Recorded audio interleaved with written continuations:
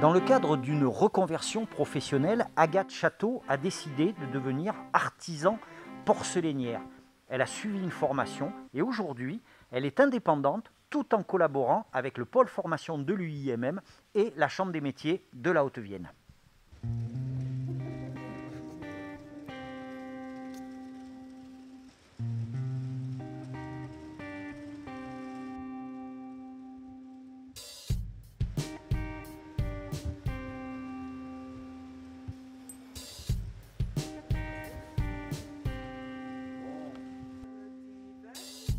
Agathe, on n'est pas dans votre atelier aujourd'hui, on est à l'école des métiers d'art.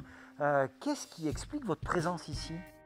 Donc, je suis indépendante depuis un an en tant qu'artisan porcelainière et par une collaboration, en fait, on me prête les locaux et éventuellement les fours pour mon travail. Si j'ai bien compris ce que vous m'avez expliqué en préparation à cette chronique, c'est que pour vous, la céramique, c'est d'abord une histoire de reconversion professionnelle. Tout à fait. Donc, au départ, j'étais partie plutôt vers du graphisme et finalement, j'ai voulu faire une reconversion parce qu'après une licence web design, vraiment, je voulais retrouver de la création et apprendre un métier manuel. Je voulais vraiment travailler avec mes mains et créer quelque chose. Vous nous l'avez dit, la formation a été une étape indispensable pour votre conversion. Qu'est-ce que c'était que cette formation? Qu'est-ce que vous y avez fait concrètement? Qu'est-ce que vous y avez appris? Donc pendant ces 2 ans de formation, j'ai surtout étudié le modelage.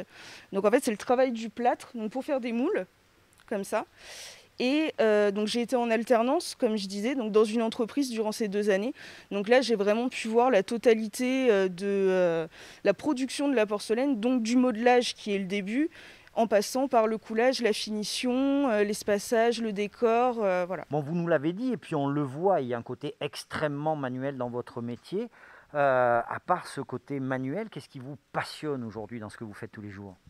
Alors ce qui me passionne aujourd'hui, c'est la création, la liberté de création, la liberté tout court, et puis être en face des gens, pouvoir leur proposer ce qui vient de moi. Et c'est vrai que quand on a cette relation clientèle, c'est vraiment un plus pour nous. Ça valorise notre travail et c'est génial, quoi. Et là, qu'est-ce que vous faites en fait? Qu'est-ce que vous êtes en train de faire? Donc là, c'est la pose de l'émail. D'accord. Ouais. Donc là, c'était avant le décor. Ouais. Et là, on voit que c'est émaillé en fait sur les parties en relief. Et là où D'accord. c'est creux, c'est resté en biscuit. D'accord.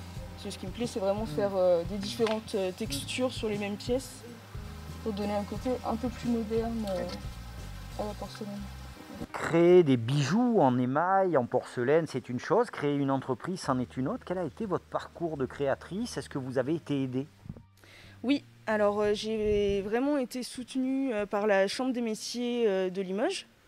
Donc pour lancer l'entreprise, donc tout ce qui est administratif, comptabilité et tout ce qui est autre que la création finalement. Et ils continuent de me soutenir puisqu'en fait la galerie des métiers, c'est un lieu où on peut vendre en tant qu'artisan et ils me proposent justement cette possibilité-là.